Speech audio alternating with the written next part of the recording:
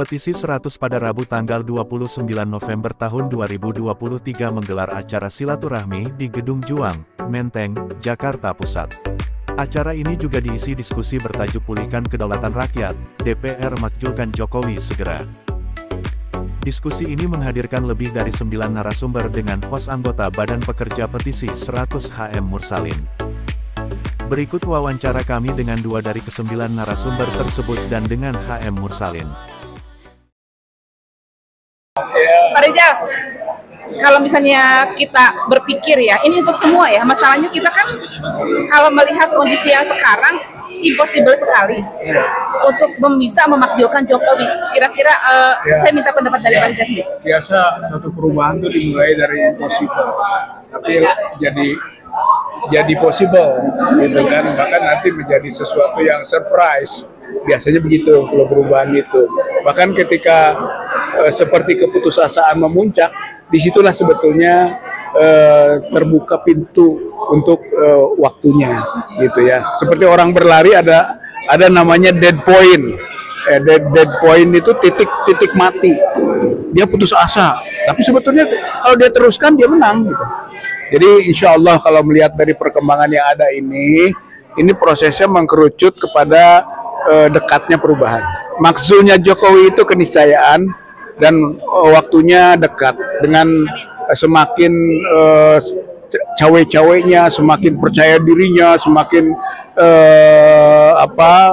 otoriternya, yang menggambarkan sebetulnya itu kepanikan dirinya, gitu kan, atas kondisi yang ada. Mbak Ida. Ya. Untuk Prof. Doni, yang kita sendiri tahu beliau itu ada di FTA, seniornya FTA dan sebuah guru besar juga. Yang jelas saya ingat pesan beliau, kalau bisa kamu jadi lem, itu selalu yang saya ingat. Kamu jadi lem di antara sekian pergerakan gitu loh. Ketika itu pergerakan menjadi satu, itu bukan tidak mungkin akan menghabisi atau menumbangkan Jokowi. Bagaimana, Prof? Ya, terima kasih. Sebetulnya saya bukan Prof, lebih pasnya provokator. Oh, itu sama dong ya. Baik, jadi saya dari FTA, Forum Tanah Air. Kami punya 10 tuntutan kepada rezim manapun, kepada siapapun yang akan memimpin di negara ini. Salah satunya yaitu tentang kedaulatan rakyat harus kembali kepada rakyat. Prinsipnya seperti itu.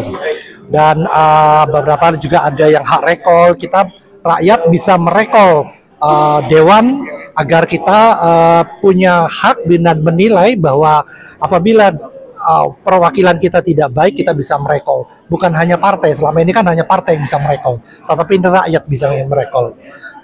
Menyambung tadi pertanyaan yang di awal, bahwa apabila kita melihat bahwa menang dahulu atau tidak mungkin dahulu, kita nggak akan mungkin bisa jalan. Karena kita patok bahwa ini adalah ibadah. Allah tidak akan mempertanyakan apakah ini menang, berhasil atau tidak, tetapi kita ingin sebagai semut Ibrahim, kita ada di mana, mungkin itu yang akan ditanyakan oleh Allah nanti di akhirat. Terima kasih. Apalagi gini, kondisi sekarang itu sudah sangat kritis. Kalau menurut saya sih sudah ada di ujung tanduk kita ya. Terutama nasib kalau buat kami sih melihatnya sudahlah ini hancur-hancuran tahun besok itu gitu loh. Kalau misalnya masih dilanjutkan oleh rejim sekarang. Nah, Amlim sendiri melihatnya seperti apa?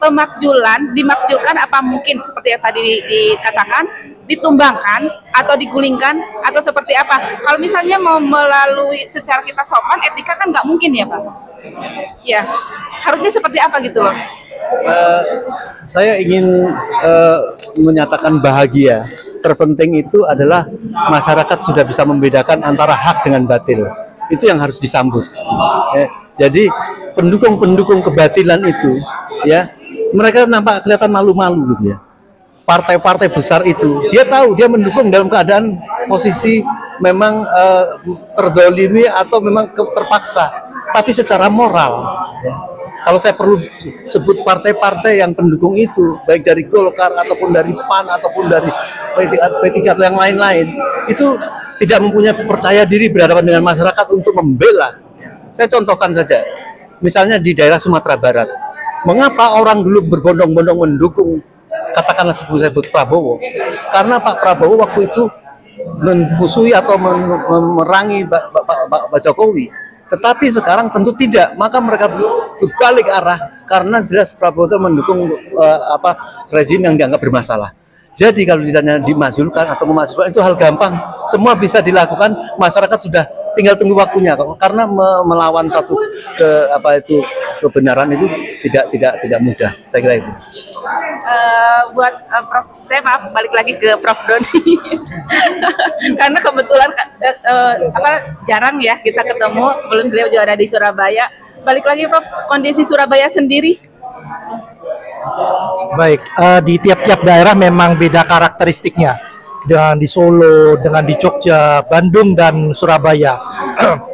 Khususnya Surabaya ini memang unik, terlahir karena memang dia sebagai barometer politik di Indonesia. Apabila di Surabaya ini, karena dianggap Surabaya ini membara, maka akan terjadilah barang itu. Sehingga saya melihat bahwa para aparat itu melihat bahwa itu tidak boleh terjadi. Sehingga seperti yang kita lihat beruntun itu, begitu kejadian yang Pak Gatot di sana ada demo Omnibus Law itu dihabisi semua. Sehingga kami merubah perjuangan, kami terus bergerak, tetapi kita punya strategi sendiri. Di daerah kita terus komunikasi, Madura, Situbondo, Jember, dan lain-lain. Insya Allah apa yang terjadi ini adalah kita hanya menjalani saja. Kita berharap Allah yang memberi given. Ini karena makar Allah lebih hebat dari makar mereka. Kita menunggu itu saja. Jadi kita balik lagi ke Jakarta ya. Iya, karena memang barometernya semuanya harus ada di Jakarta gitu. Ketika Jakarta meledak, semuanya akan meledak. Jakarta motornya ada 2. Bismillah, seperti yang tadi bergelora ya. Ucapan Pak Rijal membakar kitalah menjadi pembakar, tapi pembakar semangat gitu loh, bukan pembakar ban. Pembakar semangat agar seluruh rakyat mau fight, mau bersatu. Ini yang saya sedikit sedih. Rakyat masih sulit untuk bersatu, gitu. Harus ada lem yang kata Pak Prof bilang, harus ada lem yang bisa menyatukan itu semua. Nah, semoga ini kita bisa lem dengan semuanya dalam waktu dekat, bisa menggelinding seperti bola salju, nyampe lah di DPR. Mungkin itu ya. Ada. Ya, saya kira kita harus berjuang itu kan dengan soft yang rapih. Gitu, Kalbunianum Marsus, agar seperti benteng yang sulit ditembus, kan begitu. Jadi rakyat ini kita galang bersama menjadi satu soft yang rapi. Berarti ada yang di belakang, ada yang di tengah, ada yang di depan, gitu kan. Nggak bisa kita berharap, gitu kan, rakyat awam berada di depan, nggak mungkin. Pasti akan ada kelompok-kelompok tertentu yang punya visi dan punya juga potensi untuk menjadi pemimpin dari pergerakan ini. Saya kira itu nggak banyak. Imam itu kan satu, gitu kan, yang lainnya lebih besar. Jadi itu saja. Insya Allah sebetulnya suasananya sudah suasana ingin berubah, dan suasananya sudah suasana ingin Jokowi tidak lagi menjadi presiden. Itu suasananya sudah ke sana. Hanya tadi, gitu kan, lebih banyak dalam posisi yang di soft belakang. Gitu. Tinggal sekarang yang berada kita di tengah dan di depan, gitu kan, bagaimana bisa menarasikan, gitu kan, tentang bahwa ini sudah waktunya loh, gitu. Dan ini sebentar lagi beri optimisme juga, gitu kan, kepada seluruh rakyat bahwa harapan itu sudah dekat tercapainya. Masih ada harapan, itu masih ada. Sangat terbuka, gitu ya. Kalau melihat saya mah, semakin dia ugal-ugalan, itu semakin cepat untuk proses jatuhnya. Gitu, seperti kasus-kasus perubahan politik itu begitu. Gitu. Dan sekarang Jokowi dan rezimnya sudah ugal-ugalan.